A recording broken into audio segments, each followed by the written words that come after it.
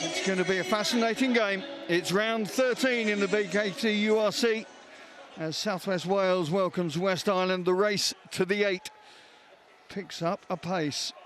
I'm Simon Ward, alongside me former Wales and British and Irish Lions winger Shayne Williams. Shayne, two teams in similar positions, albeit they play in a slightly different way. Yeah, you question, you know, you think, how are the Ospreys in 11th and how are Connacht in 9th, and especially the way they play. They do play, especially the Ospreys this season, play with a little bit more width and attacking. Connacht have always been renowned for scoring tries and, you know, having players on left and right hand side there for the offloads, but it's a good matchup, this one. Both teams full of confidence at the moment. Yeah, just 2 places, but just 1 point between these two in that table at the beginning of this weekend.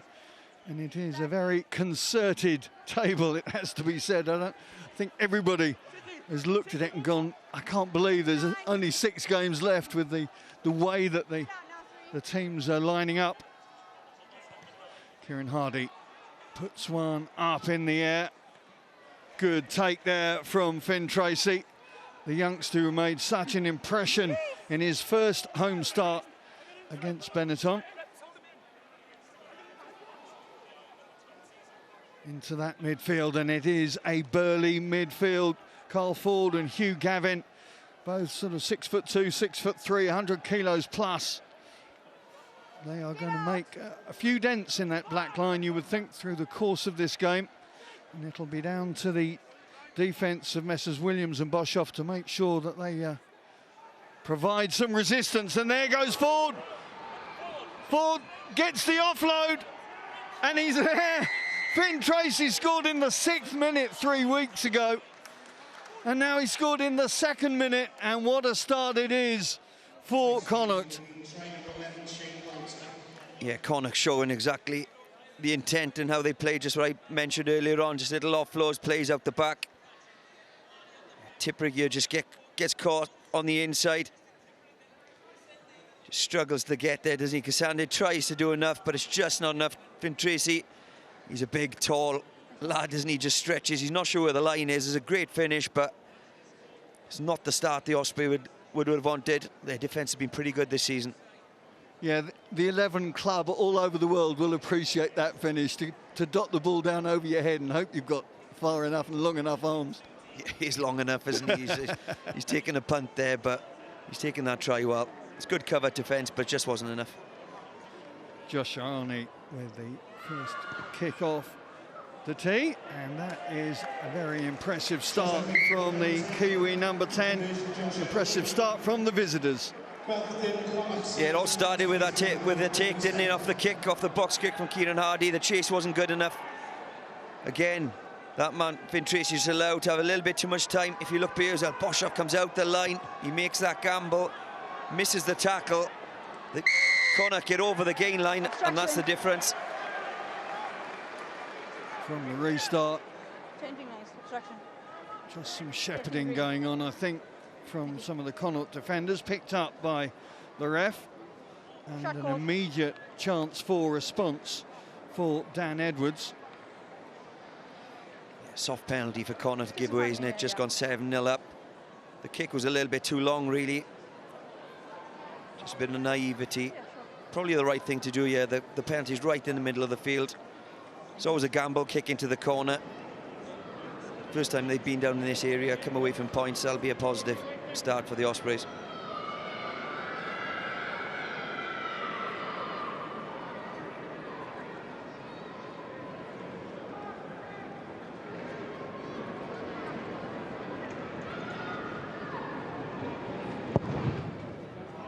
Solid start from the Ospreys fly half. Now, of course, a Welsh international with 2 Welsh caps to his name. No doubt to galvanise his confidence a bit further. Yeah, done a few for him a little bit. He came into the Welsh side, didn't do anything wrong in that Welsh jersey, but Matt Sherritt came on board, brought back Anscombe. Of course, Jared Evans, he's been back with the Ospreys since. Yeah, Edwards, who came off the bench, I think it was that first game, wasn't it? France and Italy. But, he knows he's on the radar and will be looking to impress now as Connacht look to come back. And again, Gavin and Forde, quick transference. Joyce says, no, go that way, so they go right. Kieran Williams, you read that well.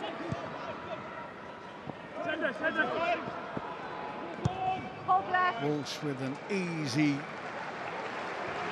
clearance.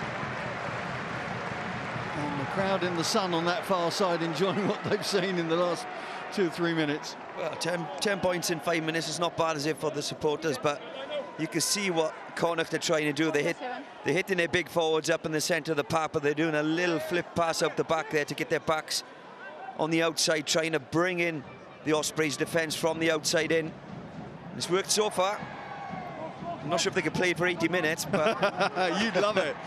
There it is again. 7's in a 15 game, and they go wide again to release Treacy. Giles has to backtrack. 11 on 11, does very well. The Ospreys man just staying strong. Leave it now. Ospreys stuck once again inside their 22. Tackle now. Get the feeling that Connacht have slipped into gear fairly quickly, certainly in attack, whereas Ospreys haven't had the opportunity to show what their attack's about. Well, they've definitely been shell-shocked, haven't they, the Ospreys?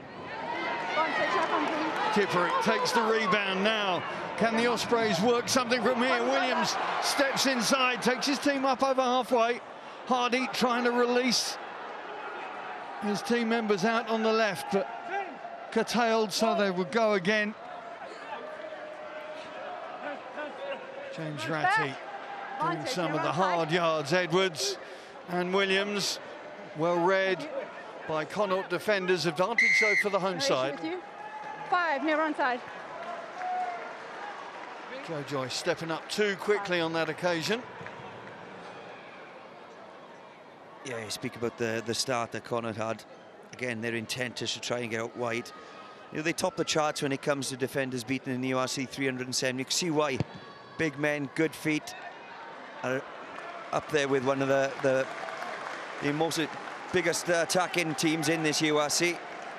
It's a good turnover, it's a good kick chase. Kieran Williams, he's got some gas over the first 10 metres. A good cover tackle from Bolton. Yeah. The penalty was coming as well, just getting a little bit excited in the midfield in defence.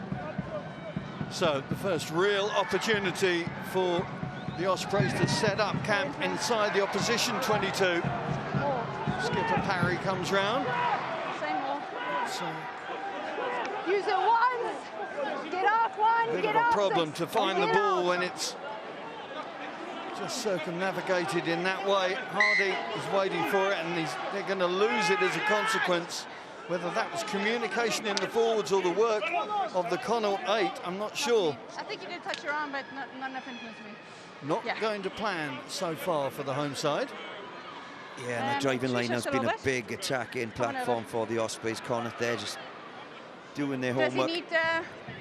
It is a fascinating area, Shayne, because, as you rightly say, the line-out drive is a key attacking component of the Ospreys game. On the other side, Connacht have got the best line-out in the comp.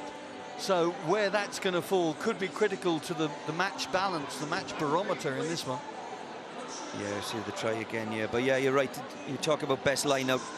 Doesn't necessarily mean just with the ball as well. Obviously, they've got the best line-out with when they've got the ball, but they've also defended very well as well, and they've done their homework there. Certainly come round the side, got the maul going. He heard the call, and it did look at one point that maybe Buckley was going to get penalised, but he moved out the way, and the rest of the pack did the rest. Okay, here we go.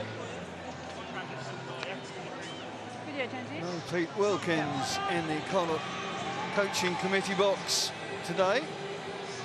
Quite sure why he's not here, but if he's unwell, and we hope you're watching this, Pete, and enjoying what you've seen so far inside the first 8.5 minutes. Okay, let's go a bit this way. Yeah, it is a bit muddy on that side. My taxi driver told me it's been a wonderful week for weather, except for yesterday. And just hearing the ref saying that the pitch is a bit muddy in places makes you wonder how well it'll take the stud. Well, I'll tell you something, it did rain a little bit yesterday, but it didn't rain all day, so we'll take that all day long. It's been lovely today. My taxi driver mentioned the word monsoon. Well, it might have monsooned overnight. I didn't see it. I'll take this weather, let me tell you. You were in better places, no doubt, Mr. Williams. No, give me a second. So 2 shoes on both sides. Firstly, keep your brake foot. Okay. Keep your brake foot. Hold your stability on the set, please. Okay. The two hookers having their wrists slapped. Yeah, but I Dave think your brake Heffernan foot with went that look first, of, you can't mean me. let's have a reset, That let's is get it right something this way. innate within all front rowers, isn't it? Okay. It's the shrug of the shoulders, I isn't tell it? you All 6 of those front rowers there, none of them are wrong, okay? Whatever happens in this scrum, it's not their fault, okay? It's the opposition. Of course it's not. You can see the pack weights very similar between the 2 8s. Crouch! Blade winning his 205th cap.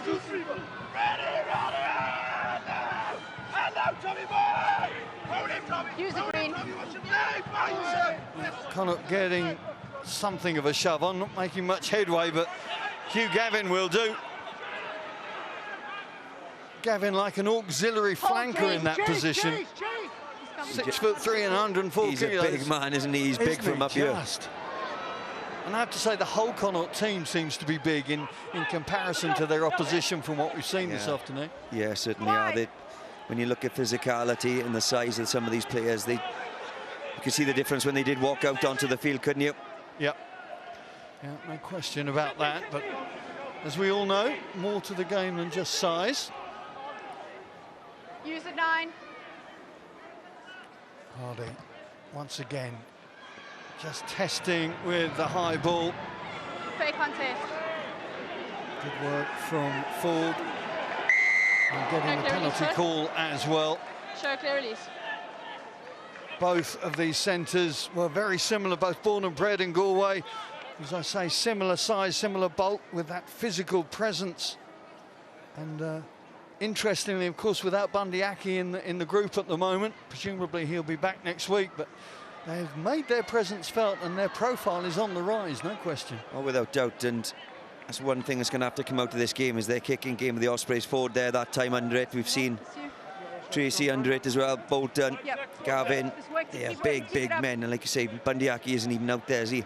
They're probably bigger than Bundyaki, to be fair, in the centre, but that is their game plan. They try and get those plays in the game nice and early, get over the gain line, and get over that gain line, the rest is history.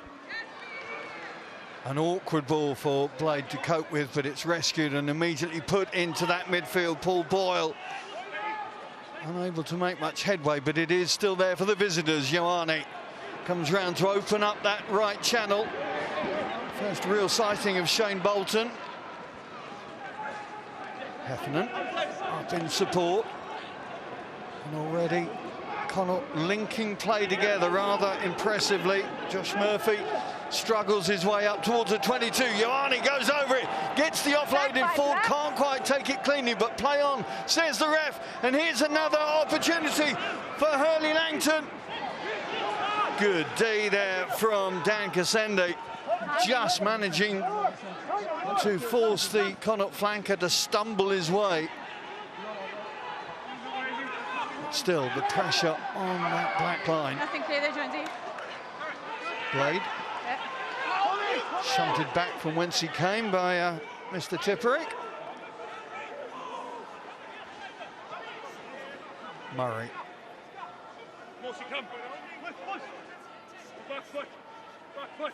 Connacht loading up to the right. Gavin and Ioane just moving the ball on, quick transference, but it's a bounce pass that will force Bolton to go from a standing start and allows those Ospreys defenders to get back and get their shoulder in.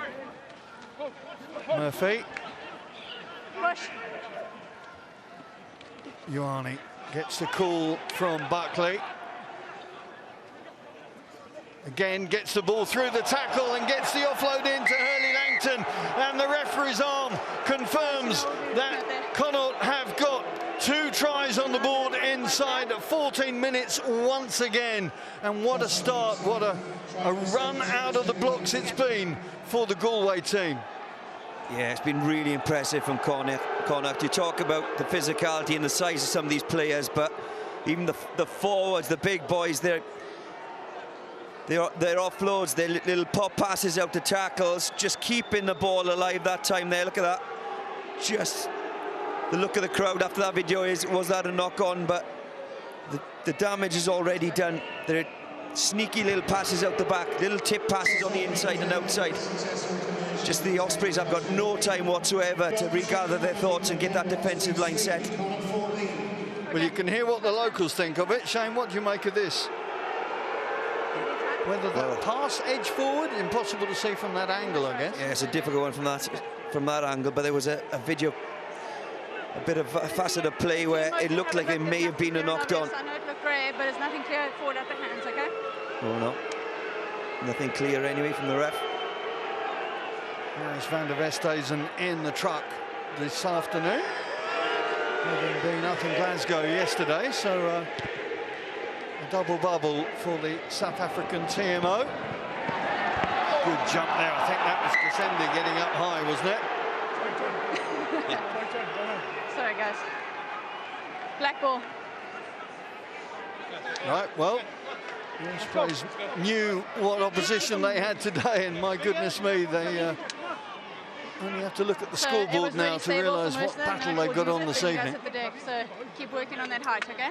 Yeah, I think she was offside there, wasn't she? Yeah. I'm amazed TMO didn't come in there. Yep, it's fine. Yeah. Well, you know, if you go into this game thinking it's going to be easy anyway, you're in trouble, and that's been the case so far. The Connacht have come to play. Yes, they're in 9th in the table. A good run in the Challenge Cup at the moment, but probably haven't shown their full potential. But they are a side, they're an attacking side, and already they're getting on the outside of this Ospreys defence and causing real havoc. Galway side had only managed 3 league wins before those back-to-back victories in Galway over Cardiff and Benetton, and qualified, of course, as top seeds in the Challenge Cup last 16. Lovely offload! Oh, that is a thing of beauty. The back three for the Ospreys, just joining hands together, linking play wonderfully. Messrs Walsh, Kasende, finished by Keelan, Giles. They're going to have to confirm, though. Let's have a listen. Okay, I'm playing in minus for a green penalty at the scrum, or against green. Do you have any clear grounding? Do we need to check? We need to check. Touch is fine, though. Touch is good. Okay. No, thank you. Marius, I'm coming up to you. Yes, Amy. We don't have a clear grounding, so my on-field decision is no try. Okay. We'll... So can you please, so touch is good. Can you please confirm whether you can see a grounding or not? Okay. All good. Amy Barrett-Terron going to the big screen to have another look at this. It was so quick and so svelte in the way that they set it up. It was a thing of beauty, wasn't it? It was a lovely connection, a great pass from Dan Edwards over top. Takes 2 Connacht defenders out. Kasende's got the gas on the outside, but he straightens up. There you are, takes 2 defenders out. Lovely flick pass. There isn't a problem with touch at all. Well, that's try time, isn't it?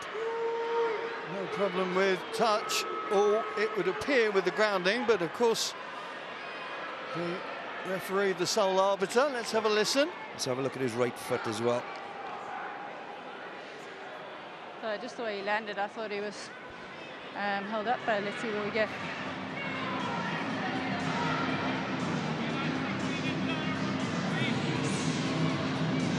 That's on the floor, isn't it?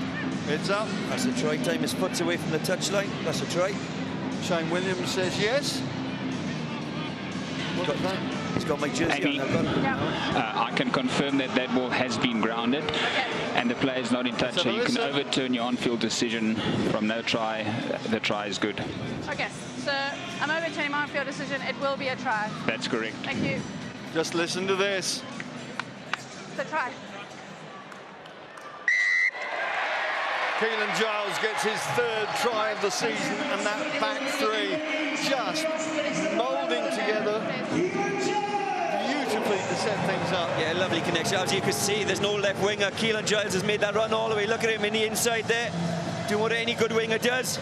And Walsh has been great for the Ospreys this season. A lovely offload, and that's try all day long. It's just a shame it took so long to come up with the decision, but it's a great way to bounce back into it.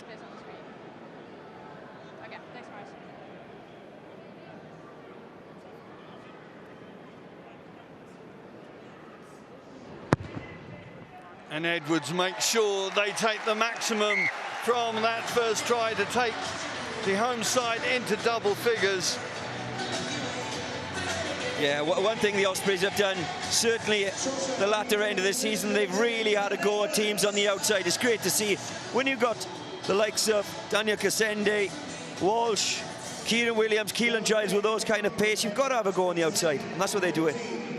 Well, certainly looking at the stats from previous games in this encounter, it was 4 tries against 4 tries at the Dexcom last season, 3 tries against 3 tries the last time Connacht were here back in October 22.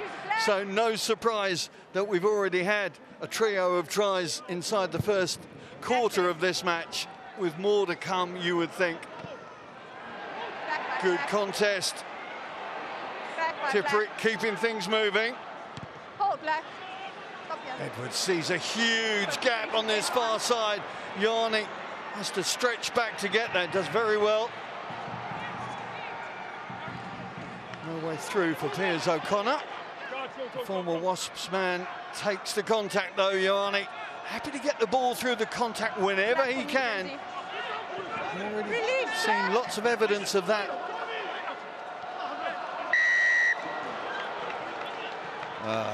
What a silly penalty to give away. Evardi Boshoff having the finger pointed at him. Again, well contained from the Ospreys defending. Not committing as quick at the moment now. They know they get in there, commit too quickly.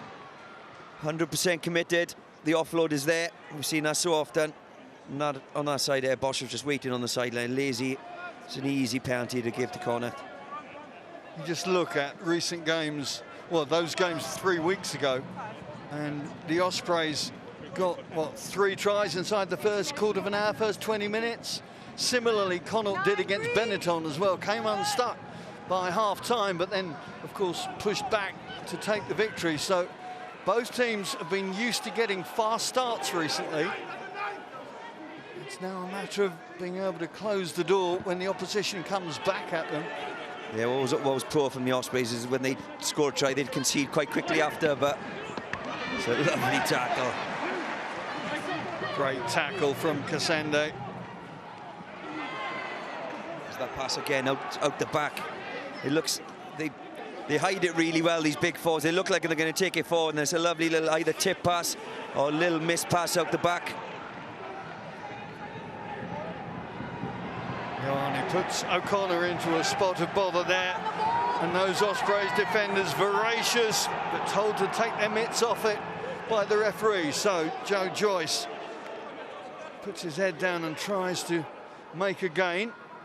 Ioane, well, that pass looked very forward from this angle, yes. And indeed called the ironic cheer that follows from the stands confirms our opinion. Well, certainly the fans below us called that one as well, didn't they? But they can't do that. They've got, like I said already, the lovely little options, but they do a little inside ball. We used to call it the Ospreys the eyeball, the inside runner, the lazy runner who would come from out to your provisional vision and then pop him in through the middle. They've tried that a couple of times today. You need to keep an eye on that, the Ospreys, but it looks like they've learned a little bit. They're not committing too much into the defence at the moment. They're pushing them to the sideline, and I think that's what they have to do. Yeah, it's that no-look pass that just questions the defenders on the fringe, and as you rightly say, Shayne, it looks like the Ospreys have already learnt the lesson. That's Shayne Bolton down. The big South African looks to be in a bit of trouble there. Already on the Irish radar. Although born in Pretoria, he's got an Irish qualified grandmother and scored a try for Ireland A against Bristol not so long ago. Back on his feet now and looks like he's going to be able to continue.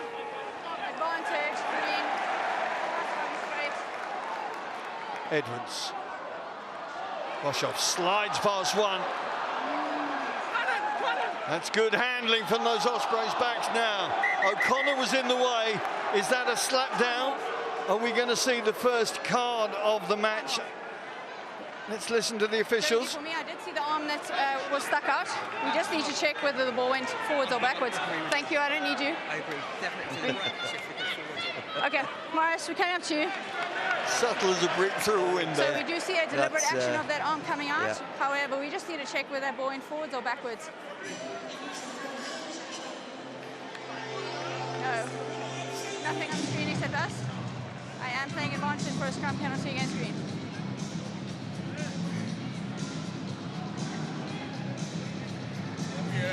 Well, that's a slap down, isn't it? If you've ever seen one. It went up. So That's the only mitigating factor, I guess. Because it'll be a black line out anyway. I think what the question is that pass going forward anyway? It's hard to tell, isn't it? Certainly from that angle. Yep. Let's hear the call from the officials. Continue with your original Jones decision. there in the foreground. He was at Cardiff last night, so not as far for him to come. I was playing advantage for a scrum penalty, so I'm just going to check with them if they want the... Okay, So that's Captain, correct. It's the ball's travel backwards, so it's not a deliberate knock-on. You've got a line out here. Are you happy to take it there? Do you want to go back where the scrum was and then kick it again? This is run out. Line out. Where do you mean back there? Where the scrum happened, so past the 10 there. Okay, we good here? Okay. Line out. Well, we got there in the end. Yeah, I think deemed that Piers O'Connor knocked the ball backwards anyway. Open piece. Open piece. Mark Jones. What a performance he's been since he took over, I think. He won 5.5 games out of 7. I think the Leinster loss was the only non-victory, because he had the draw against Cardiff on New Year's Day. Yeah, he's done a great job, hasn't he? Obviously, he's been part of the Ospreys coaching team for some time, but yeah, he has done a real good job. You know, I think the good thing with Mark is he's worked really hard to get where he has. You know, he's been over in with the Crusaders, and he's really had to. You know, he's earned his worth. Let's put it that way. And the boys absolutely adore him. You know, he's a real character. And they enjoy working with him. I think you could see that, can't you, in the way that they're playing at the moment. It's good to see. Yeah, I mean, Toby Booth did such a good job with setting up the Ospreys, really, or resetting them, should we say. But do you see a Mark Jones signature? I know you mentioned that the width on play that the Ospreys are happy to do now. Is that his signature?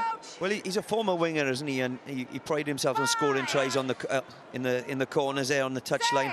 Certainly seen glimpses today of Ospreys trying to get into that width with Daniel, obviously Daniel Kasende and Giles. So yeah, you're seeing that.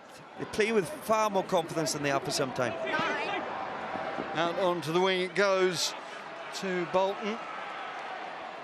The door fairly emphatically shut in his face, but here comes Ioane. Made such a big impression. This is his first year, but he's already signed on for an extra 2. There's the offload blade. Who's going to get there first? Kasende does very, very well. Rescues his team there. Former Cheetahs fly really had to keep concentration on that awkward bouncing ball.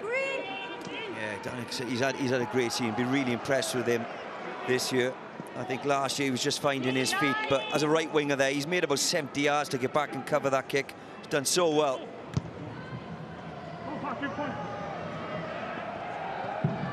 Ioane takes cleanly.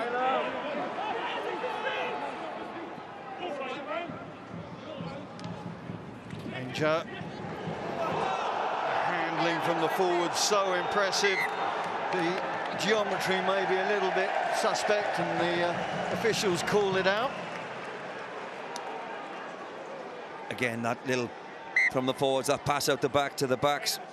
I think the Ospreys are cotton on to it a little bit now. That time Morgan Morse just takes a gamble, comes out to the line, makes a big hit. I think he's taking a stinger as a result. There was head contact on the 9 green, he'll come through. There it is, that's that pass again, but he's read it so well. But it's a lovely hands of Hugh Gavin. For the awareness of the Connacht forwards to try and find the gap, to find the space. So often we see them take the impact, take the contact and reset and go, but the way that the team in green are working it today, it just speeds up their attack so much. You know, you can see the mindset is to avoid breakdowns, avoid the contacts, get the ball out wide, I think, again, we spoke about the physicality in the midfield and on the wings, you know. Obviously, Bolton's a big lad as well. If you've got players like that have got a little bit more pace, a little bit more footwork, why not use them as battering rams instead of your forwards? Because forwards have got enough work to do, haven't they, in the set pieces? So, so they tell the wingers. Well, anyway. yeah, apparently. But you know, it's a great way of playing. It's different to any other team that plays in the URC. You know, everything they do is trying to get out wide or into the midfield. Well, we mentioned sevens earlier, and it is an enlarged version of sevens when you're just looking for that space, looking for the gap before you make the real attack. And it certainly is rejuvenated in many ways, this Connacht side this season. Pack work is a problem, though. It has been an issue. Much as their line-out has been prominent, their scrum has not. And the Ospreys, once again, getting the call. Yeah, and they need to keep on top of that, keep on top of this scrum, keep putting the pressure on, keep putting that picture in the referee's mind that they're dominating the scrum. There's a penalty almost every scrum so far. At that time, Morse isn't even attached. Look at that. He is attached, but he's not pushing, certainly. So the 7 boys have dominated that scrum. It's collapsed. Especially in the modern game with the line-outs, this is an area where they'll want to keep Connacht under pressure. Quarter of an hour to go until the turnaround. Just 4 points between these two teams thus far. Parry takes possession and asks his forwards to drive. It's a bit sloppy there, and Keelan Giles does well to rescue operations for the home side. Parry goes again.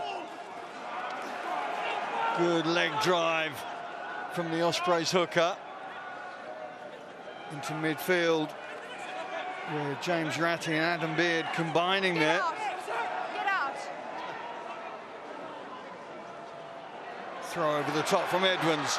Giles just scopes what's in front of him. O'Connor comes across to pick up the pieces, and a very good clearance from the Connacht number 15. Yeah, it's a brilliant clearance under pressure as well. But again, Ospreys showing they're trying to get that ball out to Keelan Giles. It's a great carry from Sam Parry, lovely bounce. So it was a big hit initially. Flat pass, lovely. Keelan Giles knows the score. He's held himself nice and flat there so he can get on the front foot. Under pressure from Kieran Hardy, but O'Connor does well. Tipuric the feed. Edwards straightens things up, takes the referee out as well. She bounces back up. No stoppage in play. Garyn Phillips resets. Back, all back. Hardy. Tipuric, such an athletic, open side, seems to be playing some of his best rugby, both in the open and in the loose, in the contact areas.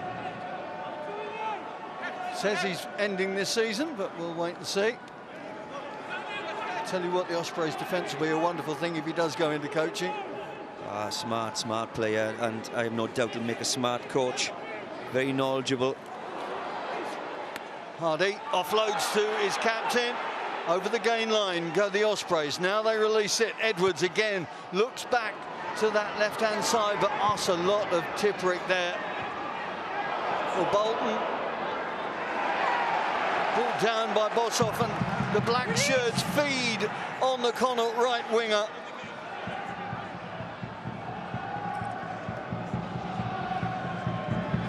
Danger leads the rescue attempt from the Connacht try line. The release, I think that was Gavin back in kicking role and gets a wonderful distance on that release. It was a brilliant kick under massive pressure. I thought Jack Walsh maybe was going to take that a little bit quicker than all the other the players anticipated, but just a pick and go, lovely. This is a strange little kick here. It must have been called. Must have been a call from Keelan Giles on the left-hand side, yeah.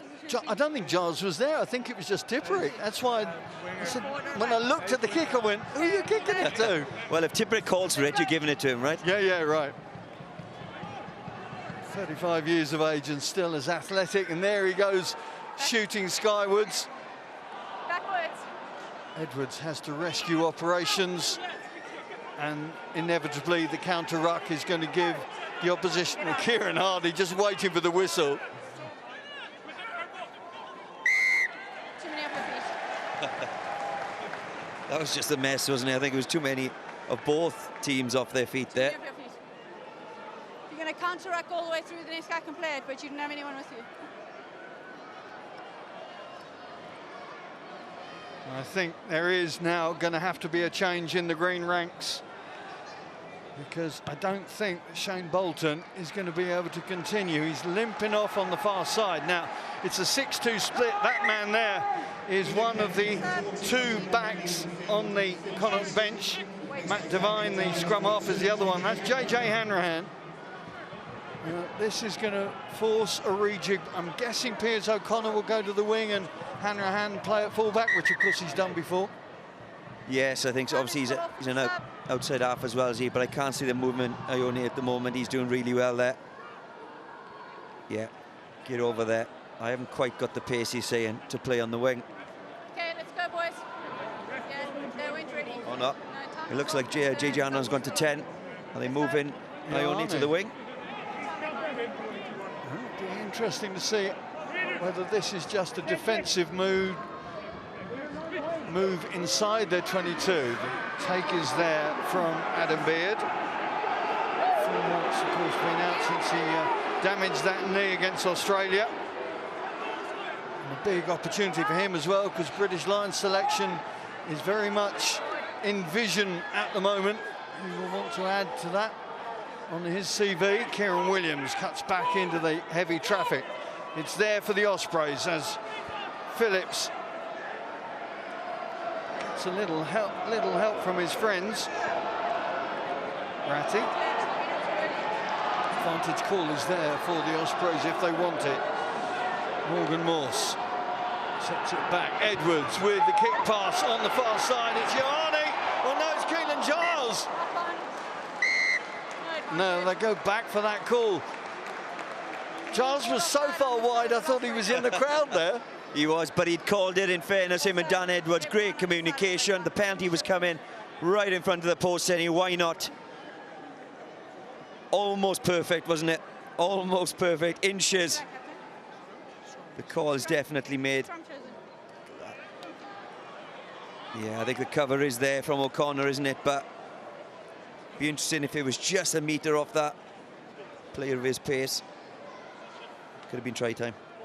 Let's go, boys. And this Connacht defence, the reshuffle, is getting more and more interesting. I do think O'Connor is out on that right wing, which means Ioane presumably will go to fullback with JJ Hanrahan in as the pivot.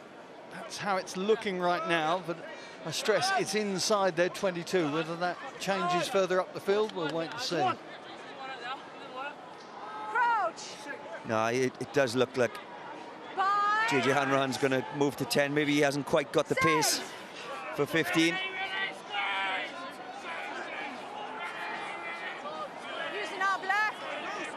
Morris leaves it for Hardy. Edwards comes round the corner, and the relay is on to Giles, and that is oh so simple.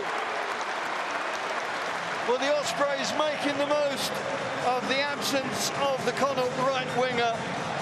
And that was a very, very simple training ground move. Yeah, without doubt, the Ospreys went to try and win a penalty from this scrum, put the Connacht scrum under pressure again. Didn't quite get it. It's a lovely Kieran Williams has got to run that line hard. It's the delay of the pass from Dan Edwards, gets it to Walsh. And then he's got time then just to get a pass out to this man who's got the gas up against Josh Ioane as well, again, who is an outside half, I think, for pace. He's got no chance against that man.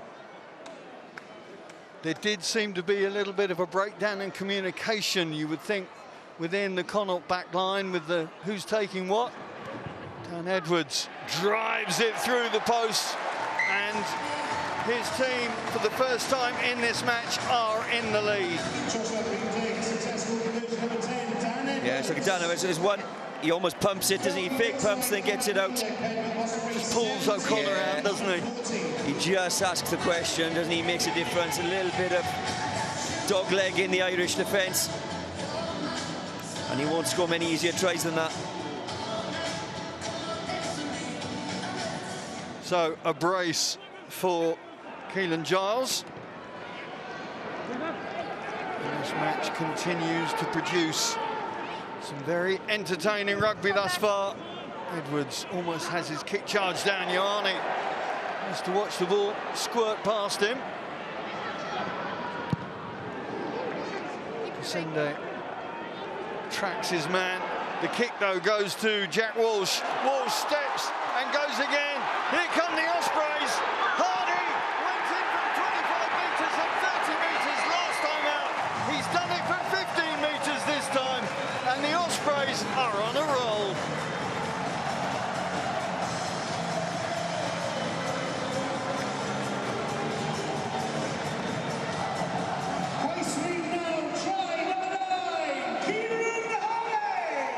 Just watching Kieran Hardy's run and all that. Lovely.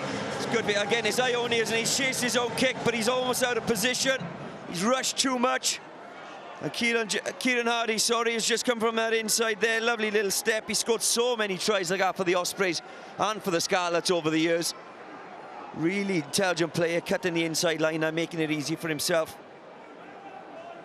Yeah, maybe I'll give him a few extra metres on the run-in, but so impressive. 4 tries already in Hardy's locker for his new team. There is cutting edge that the Ospreys have really discovered and utilised. It's been a golden 3 minutes for the home side. Yeah, what the Ospreys need to do, just to compose themselves now, regain the ball, get the ball down into Connacht's half and start all over again. This is what happened against Glasgow. They'd score a try, and then they'd make an error in their own 22 and let Glasgow back in. They won't want to do that for Connacht. Hanrahan hangs it high. Easy clearance from Walsh, but Ioane is waiting for it. He will not look to kick it, but he's engulfed by Evardi Boshoff. There's a turnover there for the Ospreys, and they will look at the short side. Tipuric looks to see who's outside him. Walsh. Oh, that's working. And Kasende, Postman Dan delivers. Bonus point in the bag. Inside 36 minutes. That was just too simple. I'm not sure what happened. Everyone in the stadium, including Connacht and Justin Tipuric, just thought that that kick was going out. Well, Joe Joyce has just remonstrated with the referee, but the officials didn't indicate there was any issue. Well, I'm not sure what the problem would have been, to be fair. The pass is backwards.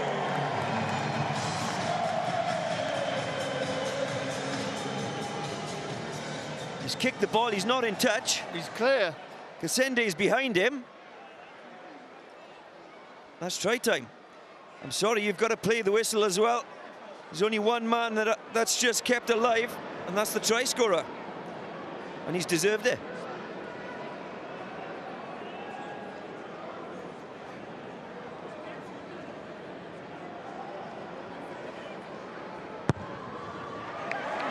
Edwards adds the conversion, and it's been a quite remarkable 5 minutes for the home side to run in 3 tries to confirm the bonus point. But they're making something almost out of nothing, and it's wonderful to watch for the home fans. But Connacht seem to have been caught cold, and it happened against Benetton for them. Yeah, well, I think we all got caught cold, didn't we? But it was interesting to see after that kick was made that just no one made an effort to get back and chase it. You know, you've got to play to the whistle, you've got to play what's in front of you. And when that kick was made, whether or not he is in touch or not, you've still got to get back and chase and try and get back and stop the try. No one did it for Connacht. I mentioned that game at Dexcom Stadium 3 weeks ago when they scored early, got a couple of tries on the board. I think it was 12-0, but Benetton came back and they had the lead at half-time. Fair dues to Connacht. They made sure that they pushed on in the second half.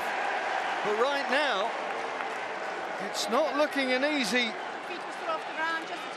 match for them to be able to do that against an Ospreys side. And look at Giles going high there, that just have the wind in their sails. Yeah, they got their backs up, haven't they? And Keelan Giles, probably the shortest guy in the field there, has outmatched Ioane. Again, an outside half, playing out of position at the moment, but Ospreys seem to be enjoying themselves after going 2 tries down.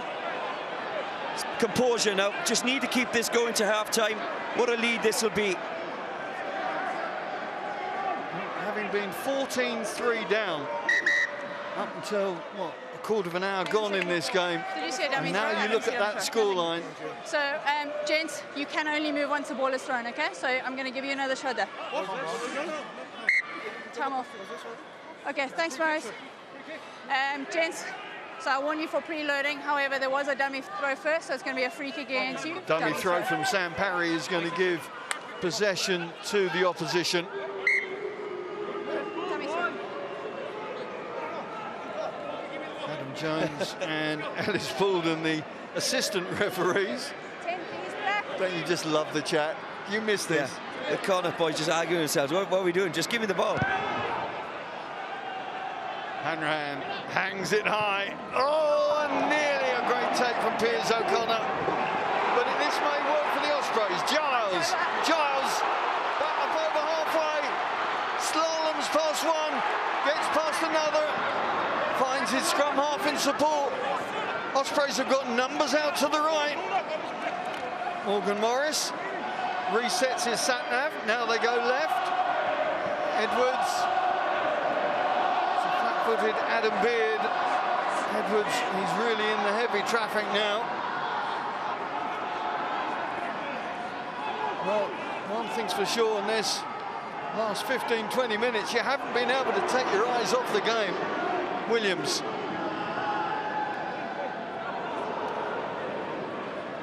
Adam Beard does very well, but in the end, not enough of his friends are there to confirm possession. Yeah, certainly fast and furious, isn't it? At the start of the game, I thought our Ospreys going to be able to compete and stay with Connacht, but with all the play and possession that Connacht had, they look the more tired of the teams at the moment, don't they? Especially when they were chasing back for that Kasende try. And again, no rush to get to this line out. Well, I'm sure Mark Jones is beaming from ear to ear right now. Inside, if not externally. He will be now. He wasn't the first 10 minutes. I can show you. I can see his face from here.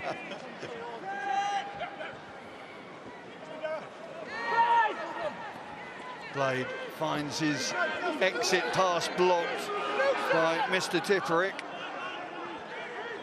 So the forwards have to line up to go again. No way through for Murphy.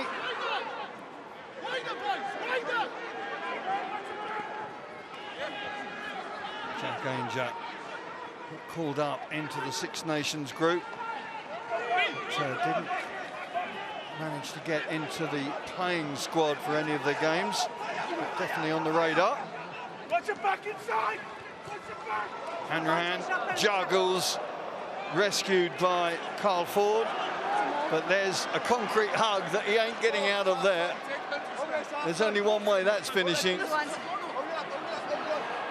Heffernan trying his best to bring him down, but great work from the Ospreys back there. Thank you. I have Ospreys players. Yes, scrum knock on in the tackle. We're going to go half time. Thank you. And that's enough for the referee. It's not enough for the Ospreys now. What a performance. Having seen Connacht run in 2 tries inside the first quarter of an hour for a 14-3 lead, they've hit back with 4 of their own. Bonus points in the bag. That man there, Giles, has got 2 of them. The win very much in the Ospreys' sails at half-time.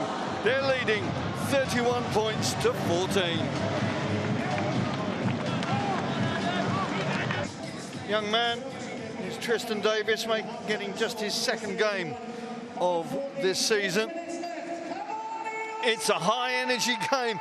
We're talking to Shayne Williams during the half-time break, looking for the trigger, the moment where Connacht seemed to not switch off, but they kind of ran out of energy, didn't they?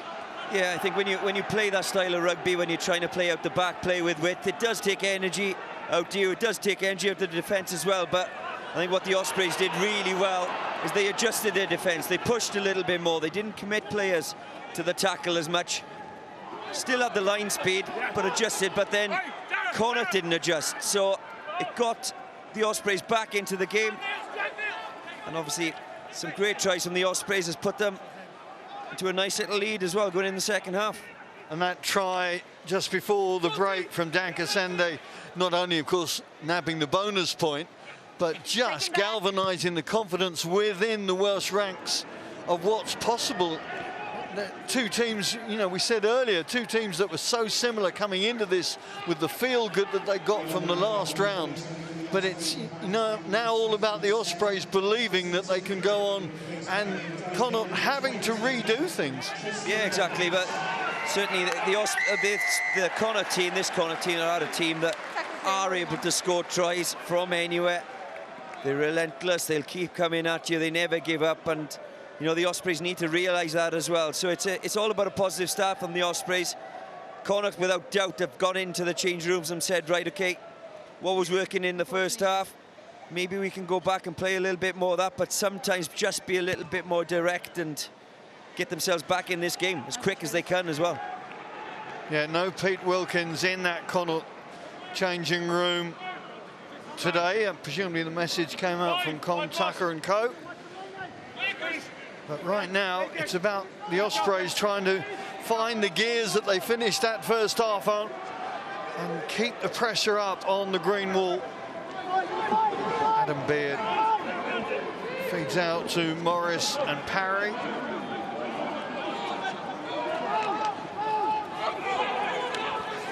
Lost it now.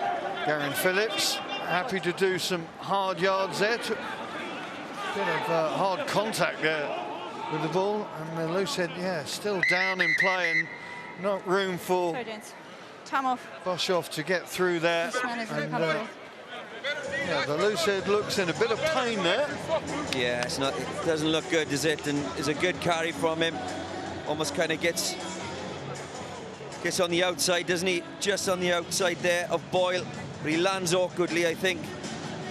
And the problem is, after this contact here, they go back down that channel as well, and rightly so. The referee blows up. Avoid any contact, more contact on top of that poor man there. Steph Thomas would be the obvious replacement, of course, for Mark Jones, Duncan Jones, Richard Fussell, Richard Kelly there as well. There he is, wearing the 17. Okay, you can bring him on. So he is going to be subbed in. Getting on a little earlier than he might have expected. First season, of course, with the Ospreys, having like Kieran Hardy come up the road from the Scarlets. Yeah, probably didn't expect to play what's going to be probably a 40-minute game. But again, all his teammates just giving him a little massage on his shoulders and they're telling him to get ready to go because you're going straight into action here, mate.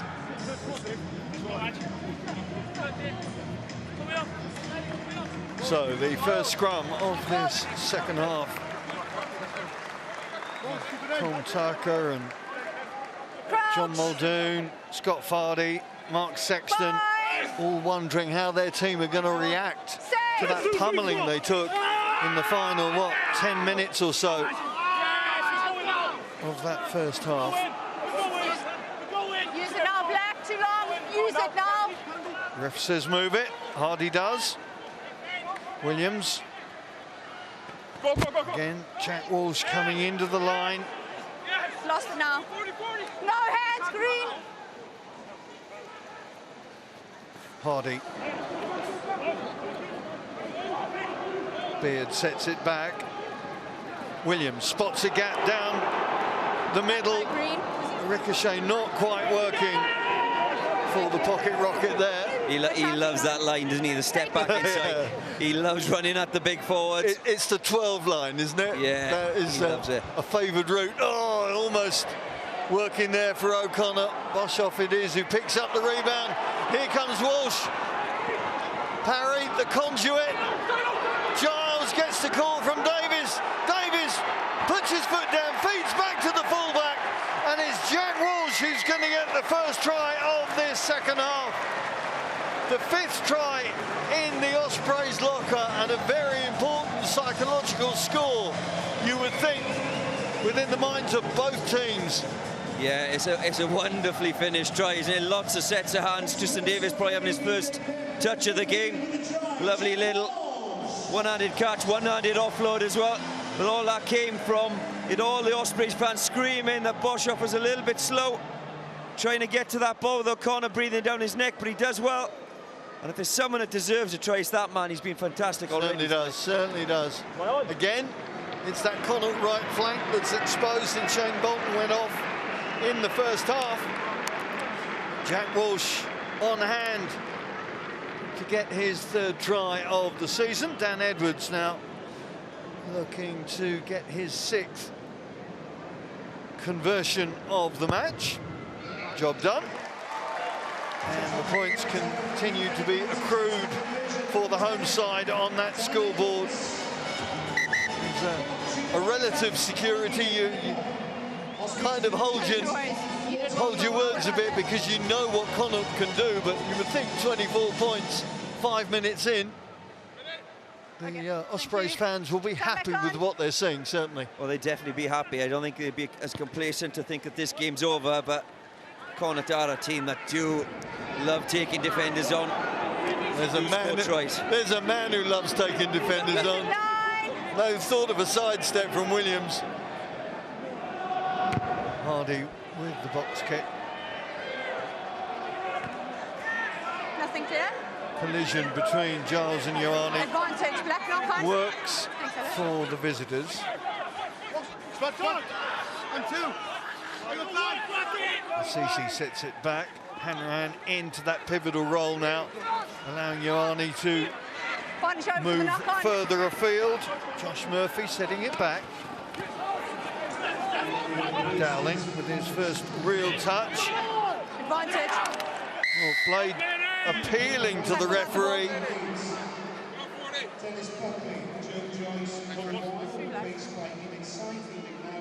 It's Tom Botha, and he's come in the side there, and I think he's tackled the player without the ball, they're saying. The turnover's fine. Yeah, there it is. We've got Cathal Forde coming down that line. Tom Botha's just taken out for the sake of it. It means he's not a support runner, he can't get to the ball, can't get to Blade. He'll be a part of that. Time off. I think that might be the last we see of Botha as well. 4 blacks up. Yeah, there's going to be a change in the Ospreys engine room. I think James Ratti's day is done. And there's t'other James Fender. Been partners for so long in the absence, of course, of Beard. So in the last, 3-4 months, they've tended to be the principal components of the Ospreys engine room. Impressive young second row, just 23 years of age, Fender. A self-confessed petrol head. He's going to need to keep the revs up through the course of this game to keep on top. Well, you don't often see Mr. Botha heading off, do you? No, you don't. You know, he'll stay on for as long as he can, for sure. He's been a great player for the Ospreys, he really has. You know, he's played a lot of rugby, hasn't had that many injuries. Really, really has been brilliant for the Ospreys. A very durable tight head prop, no question about it. Ben Warren back, of course, from the Welsh camp into Ospreys move.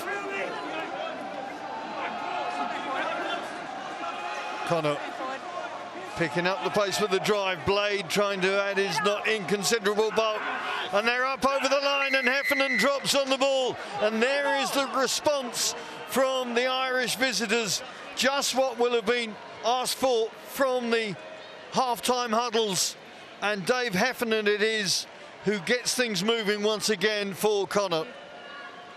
Very well organised line out here. They haven't been in this position too often today in the game so far. The Ospreys have done well there with their discipline. But you can see Keelan Blade is just calling his big backs in, and they are big backs as well, aren't they? Like Forde. Huge men. In the centre, Hugh Gavin as well. Get in there, just make the difference. The forwards say they haven't made one little bit of difference, but I can assure you, there's 200 kilos at the back there, that's helping you out. Be honest, did you ever get called into a rolling ball? No, I can't say. I can't. It would have been pointless. It would have been a waste of time. For direction only. Yeah. Well, the direction of Hanrahan just about works. Goes in off, and an important couple of points for Connacht. We're still in the first 10 minutes of this second half, but they've got themselves back on the board. And now there'll be question marks around the home fans and the home team. And Heffernan just raises his eyebrows and says, yep, that's what we wanted. Oh, this Connacht team aren't going anywhere. Their backs up at the moment as well. Back by Green. Jansen does well to pick up the ricochet there. Darren Murray Steps away. tries to dance his way through, but in the end, his team will work it wide. Finn Treacy Side. 9. hammers it forward. Walsh in good position and with Retreat, plenty of Black. time to Retreat, Black. retort. Put on side now. Back. Dowling can't cape cleanly, but again, it's Treacy. He's got this number 11's knack, hasn't he, of going sniffing out opportunities, loose balls. And Yeah, he's a very good player, isn't he?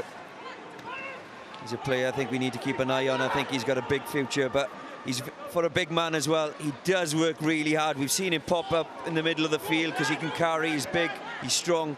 He also works around that corner as well, ends up on the other side of the field sometimes. there he is again, the rebound wall is there. The ball's out to O'Connor, and here come Connacht. 2 tries in 3 minutes from the Irish team show that they are not done yet, that is for certain. Piers O'Connor, an auxiliary right winger, having moved up in the absence of Bolton in the first half, finishing things off. And Connacht now believe, no question about that.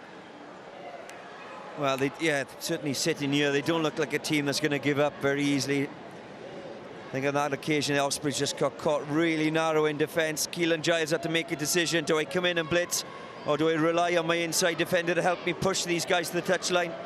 He spot blitz, and he just allows just too much room on the outside for Hurley-Langton. Piers O'Connor. Oh, Hanran flirting with that left hand upright, but doing the job. And the fans now are back in it as well. The visiting fans, that is. Great transfer. It is great hands, and as a result, Ioane has got a little bit of time. You can see Keelan Giles coming in. He knows if he gets that pass away, he's got 2 green jerseys on his outside. Kieran Williams has come from nowhere to make the tackle, but the damage is done, and Piers O'Connor, good finish in the corner. So Ruben Morgan-Williams back into action in his regular role of scrum half, of course. Kasende thought he had a chance there. Now the Ospreys have just got to stem the flow of it. Those 2 quick tries from the visitors. And now they know that Connacht will jouer, or whatever the Irish is for that. Because as soon as the likes of Finn Treacy and co get the chance, they are going to run with the ball. They are going to threaten this black line. They're very comfortable transferring the ball, aren't they, from one touchline to the other. Probably one of the better teams in the URC at doing it, actually. Great hands from every single player out there, every 1 to 15 can transfer the ball. The ball's always in front, which means that the green jerseys are always on the moving forward when they get the ball. Walsh invites the forwards to muscle up.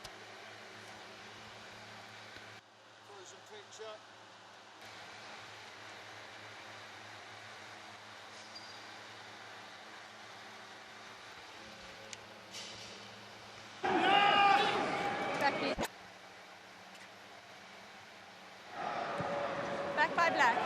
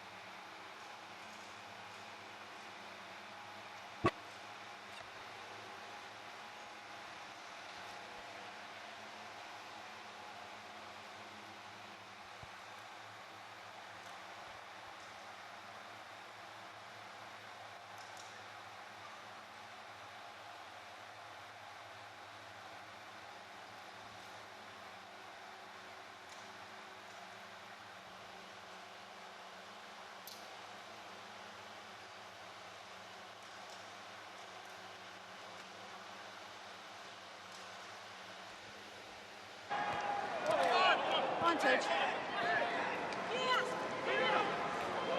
The ricochet just about working for the visitors.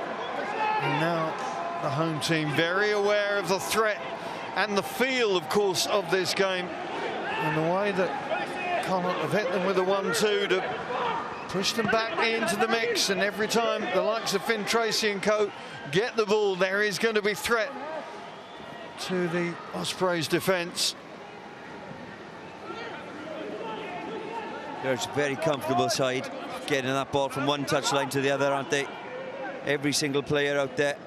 Take it back. Hanrahan puts it high. Who's going to take responsibility? It's awkward. Ricochet falls into the hands of Walsh. No way through there for Steph Thomas. Back, please.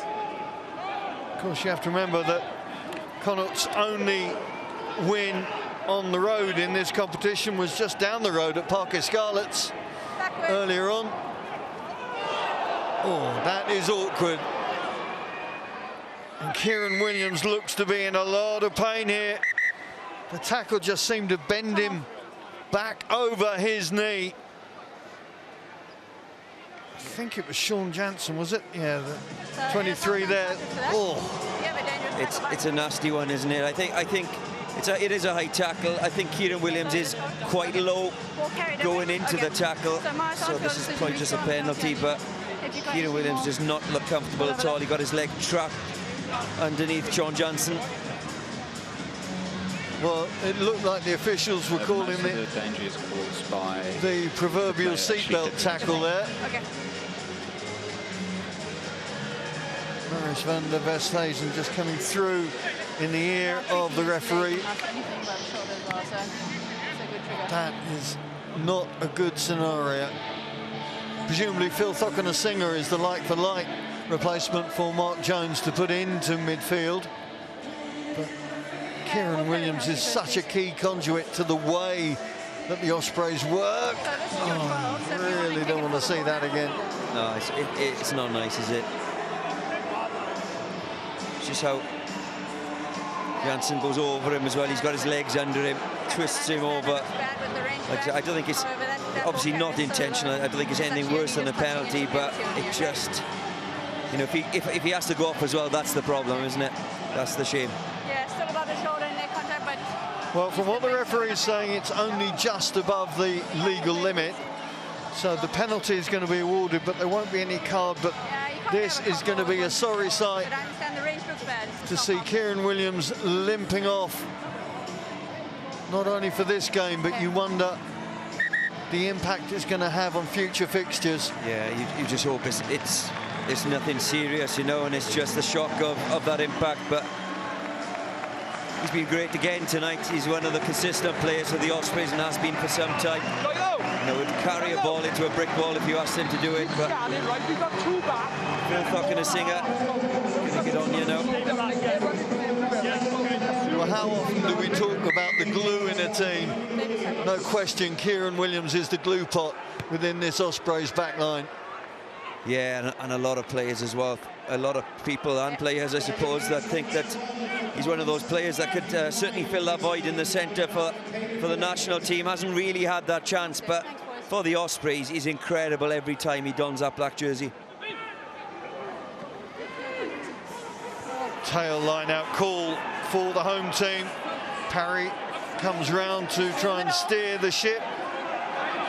Setting up position just to the right of the posts. Morgan Williams desperately trying to locate the ball. Easier said than done. And that's why. Feather in the cap for the Connacht pack. Yes, number 19 there's Austin Dowling.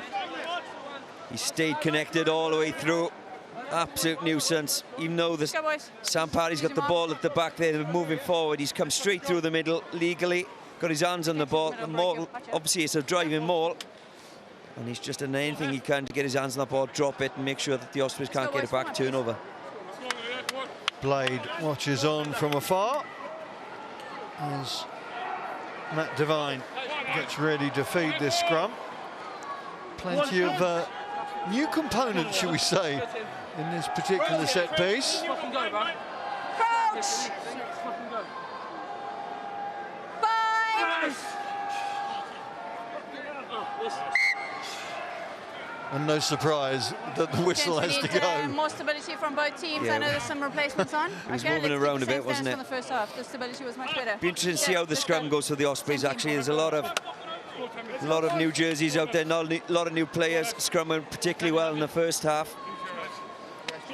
That's what you want. You want your bomb squad, don't you? You want them to come on and continue doing the same job they did in the first half. But there has been a lot of changes. Crouch! Jack Angel, one of the consistents, though, become a key tight head, of course, in the absence of Finley Beelum. No stability, black. Connacht going from deep once again. Ioane feeding out to Treacy. Kicks down the channel. Oh, what a kick that is! That is a 50-22 of some note. Jack Walsh can point outside the 22, but Adam Jones knows where it went off. I don't know why the crowd are unhappy. It is a 50-32 all day long, but again, Connacht showing that you've got to be on your toes. Quick tap, 10 metres from their own try line. Try and get it out wide. Lovely kick. From Treacy. That's the second one now in the last 10 minutes that he's done. That time he gets the 50-22. All momentum with Connacht at the moment. Must be inside the 22. Yeah, Treacy putting it down the hard shoulder right into the red zone, the opposition 22, and giving his time. Numbers, please. Just a little bit of a momentum shift at the moment, isn't it? Everything seems to be going Connacht's way. You must be inside the 22. Treacy looked like he was kicking it down the hard shoulder there. He had no room to play with. What an advance and advantage it's given his team.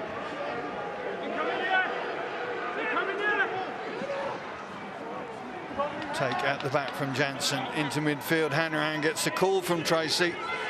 Keen and eager to do anything now to get his team back on the scoreboard. Ioane. Little dance and dodge to reset this attack.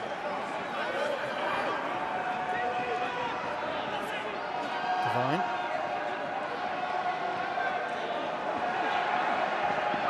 Treacy actually benefiting from the slip to get a pathway towards the try line. Murray. Oh, that's the interception from Kasende. Kasende with a foot race with Ioane. And once again, Postman Dan delivers.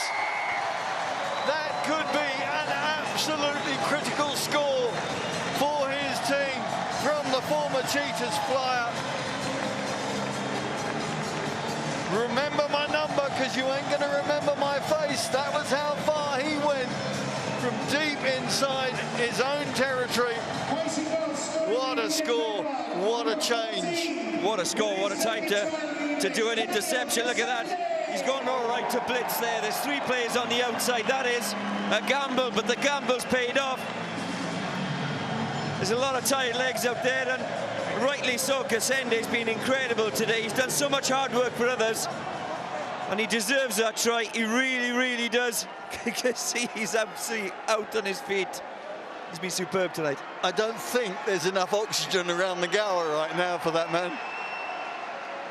But you can hear the appreciation of his fans. Oh.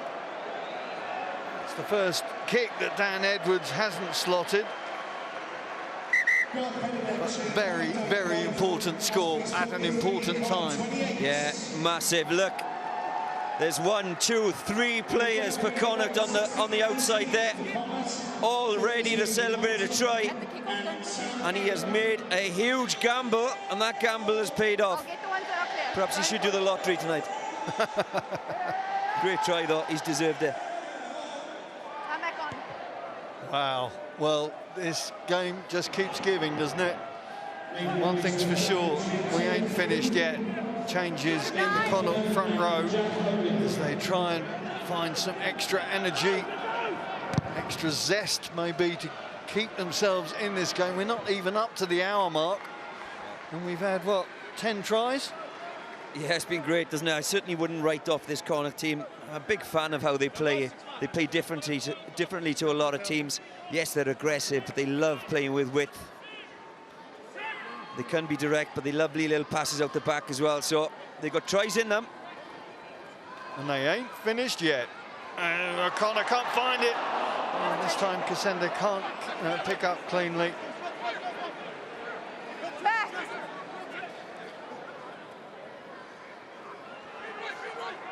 Here's Dylan Tierney-Martin in as replacement hooker for Heffernan in green. Again, looking for those gaps. Piers O'Connor decides not to back himself and sends it towards Keelan Giles, deep into the Ospreys 22. Giles says, let's just have a breather. Both wingers, of course, with a brace of tries in the bag. And right now, a winger's mentality is 3 is just around the corner, right? Yes. 100%. Just takes a little knee to the head, I think, there. And then for his troubles, he just gets absolutely squashed by the rest of the Connacht pack, but he'll take it. Back on his feet now, but not back in position yet. And here come Connacht. Oh, fingertips just not long enough, and the knock-on will just allow a bit of relief to that Ospreys defence that was getting stretched and stretched in the absence of their right winger. It was, but the right winger's there just coming back from his treatment. There was numbers on the left-hand side. Connacht were in there, certainly. It was good pressure coming in up from the outside in, but if that went to hand, that was try time for Connacht on the left-hand side, I think. Oh, what an impact that man has made. 103 metres made. Most of them were in that last try, I would think. Yeah, he has been really good tonight. He set up a couple of tries himself. Scored a couple. And no wonder he's blowing. Deserved a little break there, didn't he? Morgan Williams just weighing up the position of the Connacht defenders and sliding the kick through.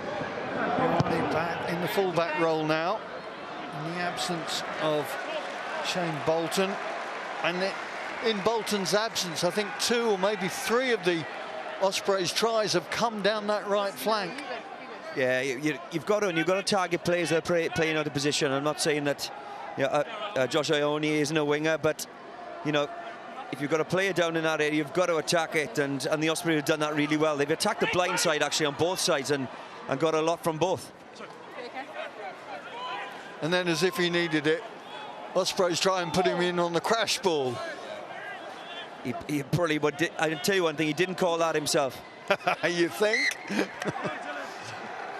It was a tired carry as well, wasn't he? He just got cradled to the ground. I don't know if that was the right call. He's only just come back from a little bump. He's probably telling him now, thanks guys, but I didn't need that. You need some time, Captain? Yep. Time off.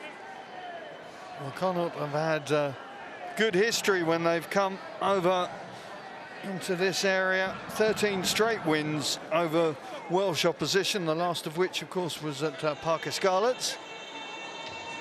But they're really going to have to work hard now to get themselves back into this one.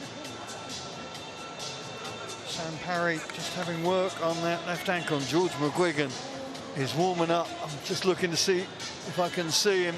He will be bubbling and buzzing to get out there now. Yeah, without doubt, there's players on that bench that they'll want to come on and make a difference. Ospreys now will just be hoping to kind of dig in, get more points on the board, make it very difficult, because Connacht are a side that never give up. Certainly over the amount of times I played against Connacht, very, very difficult to beat, very difficult team to overcome, because they just keep coming and coming, especially when they've still got a sniff, when they're within points. And you look at it, I don't think the Ospreys are far enough ahead at the moment, especially against this team.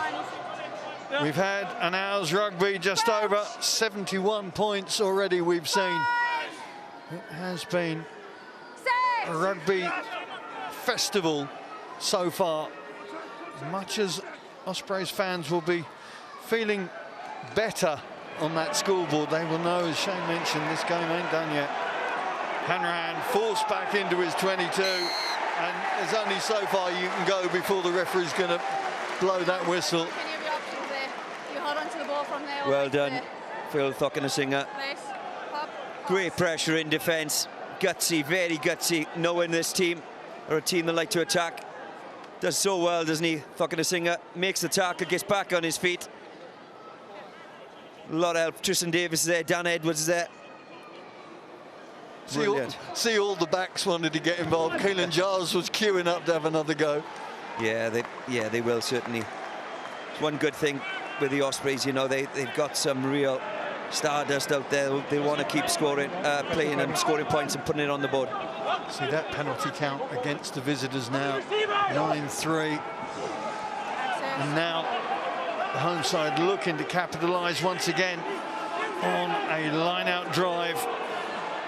Parry trying to steer that black ship into port once again.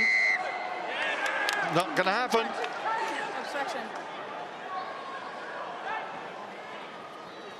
Yeah, it just doesn't work for them tonight, does it? The driving ball, Connacht to defend it really well. Hanrahan. Treacy sends it out to Ioane. Never going to have the pace to challenge the Ospreys defence, so boots it away, and a lovely little dab through from Dan Edwards. And that's a very good string pull by the young Ospreys fly half. Yeah, good vision. You could see it from up here. There was no one at home on the back there. Not sure where the right winger was for Connacht. Dan Edwards has looked up. But again, it's that Connacht right wing. Whether it's O'Connor, whether it's Ioane, there seems to be an unfamiliarity and a lack of communication, perhaps. Yeah, and you're going to have that with a player that comes in that position, certainly. But, you know, the back three, once one player chases that kick, you've got to have another guy covering, and it just wasn't there. And like you say, communication probably wasn't right.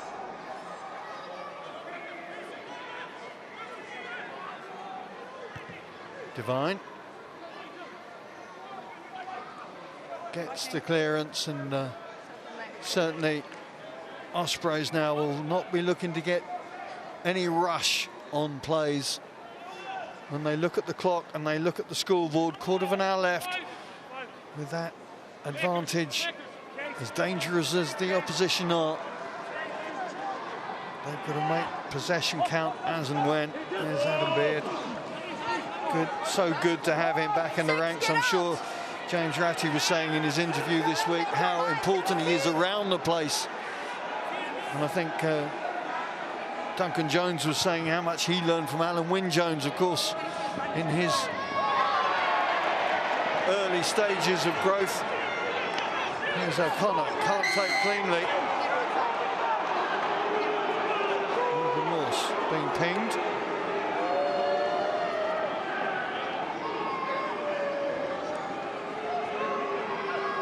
Morse made such an impact in the 8 jersey in that game at Scotstoun. Were you surprised that they pushed him around to the blind side, or is it a movable feast of where he plays and when he plays there? He is a talent, he's a young talent. I think, you know, playing him in a number of positions isn't going to do him any harm whatsoever. When you've got a back row like the Ospreys have as well, when you can fit him in with a Morgan Morris on the field and your Justin Tipurics and your Harry Deeves, you know, you'll just want to get him on the field, really. It'll do him the world of good. A little no-look pass, and suddenly O'Connor's into the 22. Connacht with huge numbers out to the left. Tierney-Martin feeds on to another of the subs, Dowling. And suddenly Connacht are buzzing around the ball, sensing opportunity here. The transfer is there, the cut back in from Treacy, making sure he didn't get too close to that touchline. The forwards try and rev the engine to get closer to that try line. They go again. Jansen trying to get the leg drive going. Repelled, though, by Ben Warren. Ospreys a man down, as you can see. Bodies on the line now for the home side. No way through for Dowling. The replacement hooker goes once again. The advantage call is there for Connacht if they need it. Jansen just repelled. The forwards pushing their scrum half out of the way. Going, this is our job, this is our time, and that's why try time is there. Who's going to get up with the ball? Well, it's one for the forwards, no question about that, and this game is far from being done right now.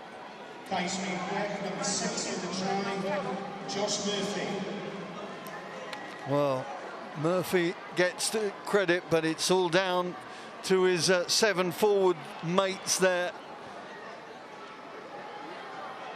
10 points the difference, and it could go down to 2, of course, with this conversion.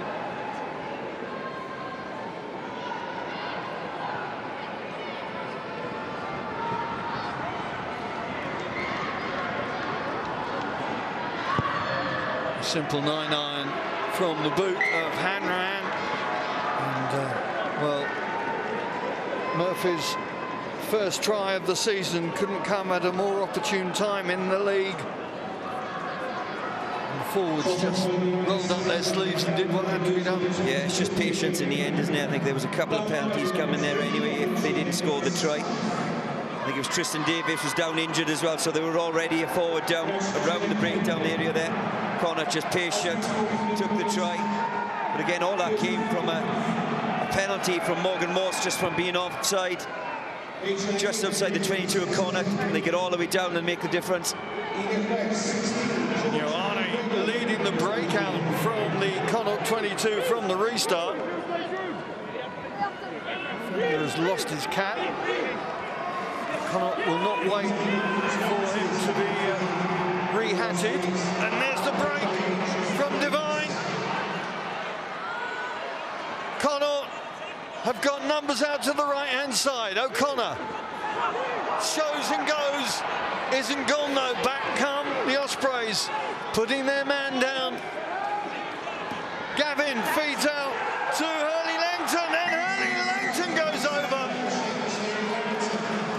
It's a happy half dozen for Connacht, and this match just doesn't know who's going to win it right now. Well, I said it, didn't I? You can't write these guys off. They love playing this open, expansive rugby. That's in their DNA. That's their mindset. Okay. Would you prefer Yeah, you got an open side flanker. Okay. Hurley-Langton just on the touchline there. Not his first try either. He's been busy tonight. And JJ Hanrahan gets this kick as well. There's just a point in it. It's going right to the wire. 10 minutes to go.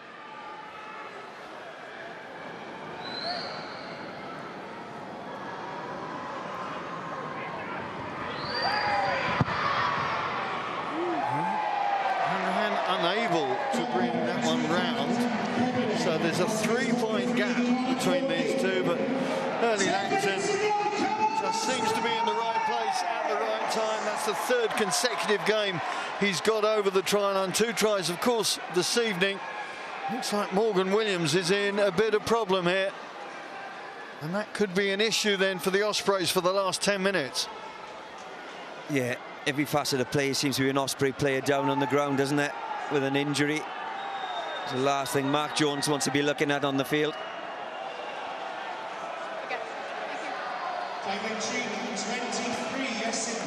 So Iestyn Hopkins is on. Just looking to see how they're going to set up to cover the scrum half berth.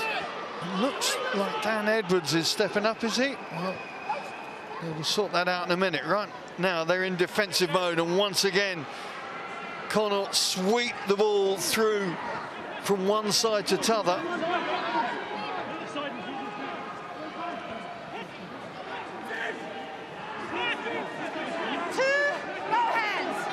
We keep saying the next try is going to be the most important, but you're just never sure in this.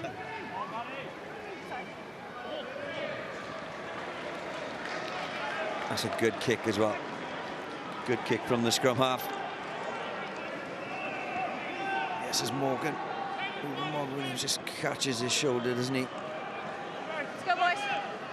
Shame, because he hasn't long been on, to be fair. He's had a while off with injuries this season already, hasn't he? So it's not a good look for Mark Jones. Come on in. And come on, boys. His team. Time off. Thank you. I will manage it. Thank you. 4. Thank you. Adam Beard just making sure everybody is on the same page. As Parry throws long, and Morse is already on the move as he takes the ball up over halfway. Ball goes loose. Thomas repairs operations for the Ospreys. It is Edwards in as the scrum half feed. Walsh moving up into fly half, which of course he's very familiar with. Hopkins presumably will fill in at fullback. So both teams playing with players out of position, having to fill the gaps. Walsh, oh, beautifully through to Keelan. Giles bumped off it a bit. Captain Green. Oh, what's the Captain call Green. here? Lovely Captain play Green. from Jack Walsh. Thank you. Let's have a listen. Captain, I need you to manage 16, please. He's having a go at me at every breakdown. Okay, arms up, too mildly. You manage him, otherwise I will. Okay, and he's going to sit. Dylan Tierney-Martin going to football for the referee's liking. Good. And good for her. We see so much of it these days, appealing before the call. It's a personal bugbear. Yeah, she's done a good job tonight as well, and rightly so. She doesn't need players in her year all game. She's got a difficult enough job to do herself at the moment anyway. But with John Muldoon on the right. God, he's played in some tight ones for Connacht in his time. Now having to watch on as defence coach to see whether his team can get over the line in the next 6.5 minutes.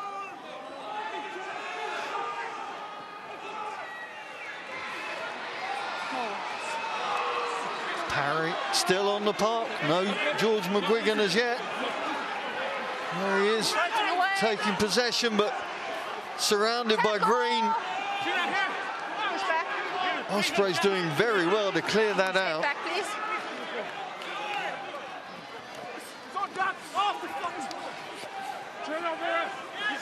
No hands. Messy breakdown, but I think the Ospreys have still just about commandeered possession. Taken back. Walsh puts in the kick pass for Kasende. Back by Black. Just a bit too quick for players to make possession. Let's have a look at that. Call on that, Shayne? Yeah, I think both players go up and compete, don't they? There is contact in the air. I think that's the right call. Phil Singer there just didn't see the pop pass coming up. Ospreys trying to keep the ball alive, perhaps. Just needed just to play through the phase. Get around the corner a little bit, just bite a little bit more into the clock. 5 minutes to go, just a 3-point lead. Anything can happen in this game. Crouch.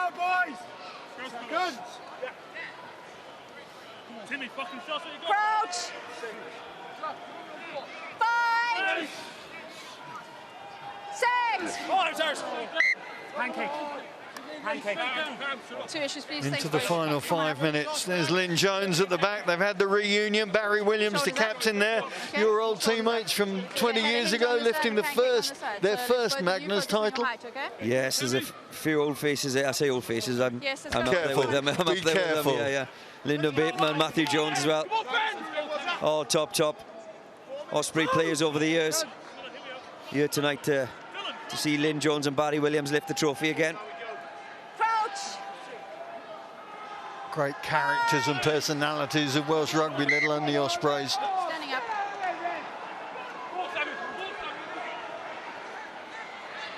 Devine comes round to challenge the defenders on the left-hand side, but runs out of room. Really good work from Evardi Boshoff there. Yeah. Boshoff doing so well to just almost steer him towards that near side line. Yeah, I think Matthew Devine's been sharp, hasn't he, since he's come on. He's definitely sped the game up. You know, quick free kick there. Passes the Botha, Ioane comes on the wrap around. But yeah, Boshoff just ushers Devine to the touchline. Good turnover.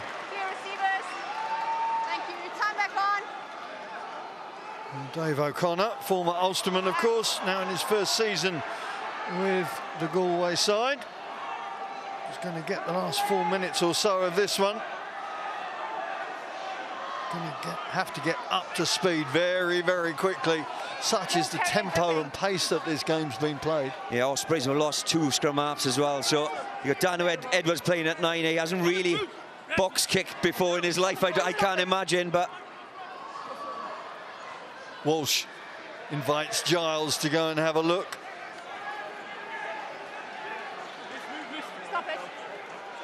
Oh, that's an awkward pass for the fill-in fly half. He does well to rescue it there.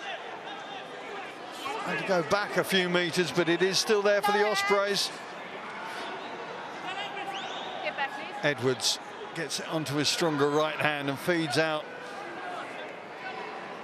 to a trio of forwards happy to do some hard yards.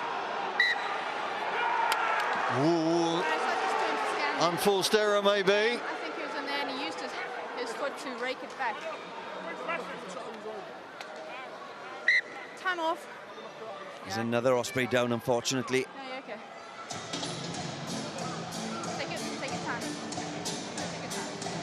Yeah, that's the problem you're going to have at scrum half. It's such a difficult position. Poor Dan Edwards, I'm not sure if he's played there before, but he hasn't got the box kick in him. He perhaps needs a bit more marshalling around him from his forwards and the backs to get him in that position. Help him out a little bit. Oh, James Fender looking very groggy as he's helped off on this near side. The game's losing a little bit of shape here, and I think the boys are getting frustrated. Okay. Oh, Tristan Davis is coming back on. I'm not sure when he went off. I thought he came on for Tipuric at half-time. Yeah, he did, didn't he? He came on for Tipuric half-time. I think he had a little bump just before one of the last Connacht tries, last but one Connacht try. Obviously, he looks like he's fit enough to come back on, so... I didn't see him exit, I must admit, but he's... well, he's not coming back on right now. Although Kieran Hardy is, because it's an HIA, of course. So one of the backs is going to have to come in. Looks like Phil Thokonasinger is stepping up into the back row. They have got authentic halfbacks, if that's the right term, but they have got a fill-in flanker. Yeah. Yeah, that's a huge bonus for the Ospreys to get a scrum half back on the field there. Poor Dan Edwards found himself in a real tough position there, especially when the likes of Connacht try and get back into this game with minutes to go. I'm not sure whether Thokonasinger has ever played on the flank, bar sevens maybe.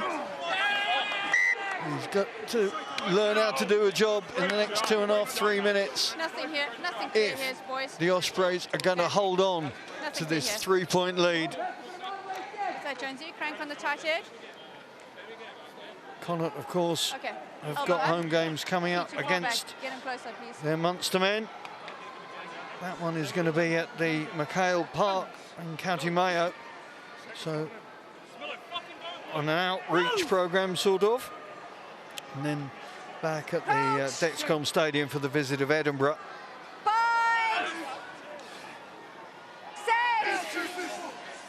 Right now, 2 bonus points is not enough for the visitors.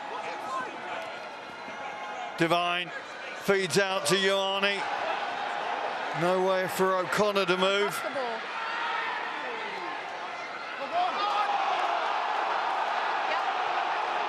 Fans on that far side very upset with something that went on at the breakdown there, but play continues. Yeah, I think they were hoping for a knock-on there.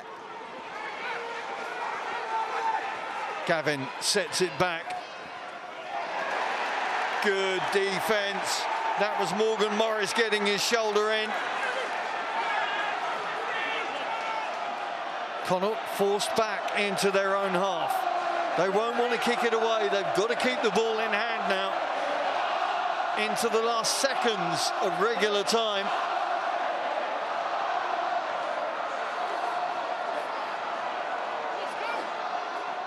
Devine, Hanrahan, feeds out to Treacy.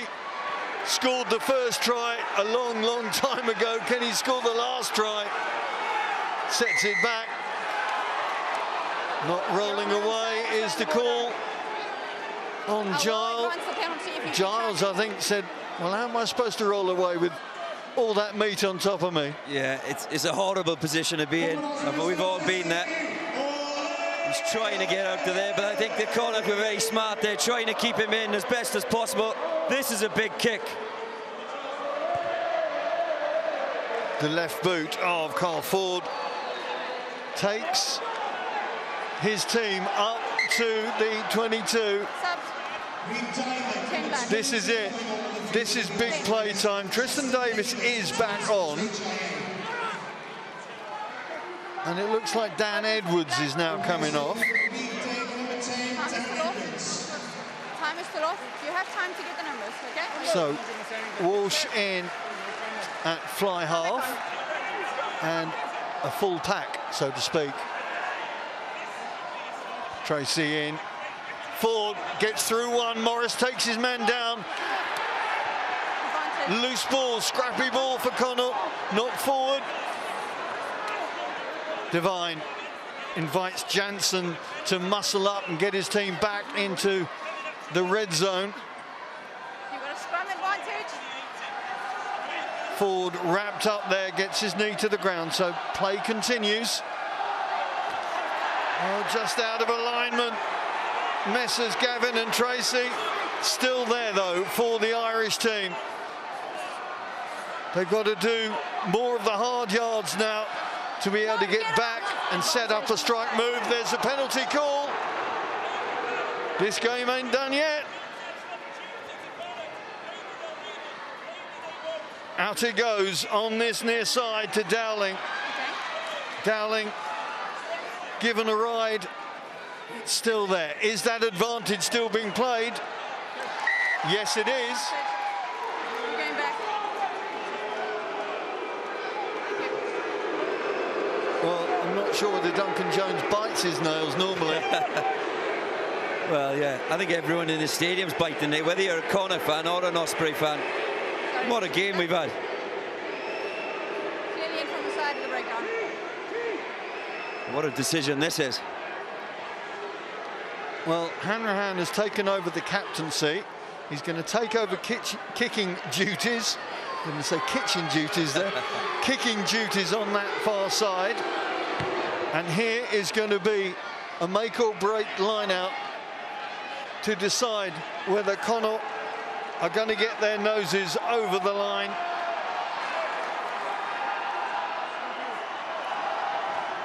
This would be a heartbreak, and the line-out's gone so well for Connacht as well. The take in the middle from Darragh Murray. There's access. The setup that is there with Tierney-Martin trying to make sure the balance is there within that line-out maul. They've done it so many times. It's been such an efficient part. Now it goes out into the back line, though. Hanrahan swamped, but the ball's still there. Ioane. On the crash ball is Finn Treacy. Desperation written into the face of those Ospreys defenders. Determination in the ranks of the visitors. Ioane again asks his forwards to set up a better position. Now suddenly they reload to the right. Forde to Treacy, out to O'Connor, no room this side, has to cut back in, resets the sat-nav. They go again and again. Now they come round the corner, they got numbers out to the left. Murphy, I think, is hanging out on that left far line. Ioane Wrapped up by Davis. What a finish to this game. 4 minutes past the 80 and still we play on. Forde. Treacy does well to bring that one in. Singer takes his man down. The crowd urging the officials to blow that final whistle. Connacht are not done yet though. Ioane has to backtrack to pick up the ball. Weary bodies making their way into position on both sides. Good rescue work from Sam Ilo. But the ball comes out, Osprey's side, and it's Adam Beard who sends it downtown. And there's the final whistle. What a match we have seen. 83 points in total, a dozen tries. The lead changing hands backwards and forwards. But the race to the 8 has got the Ospreys very much in the mix. Connacht will be there too. Well, you want rugby entertainment, you've seen it. Shayne Williams, thank you so much for your company. I've been Simon Ward. I hope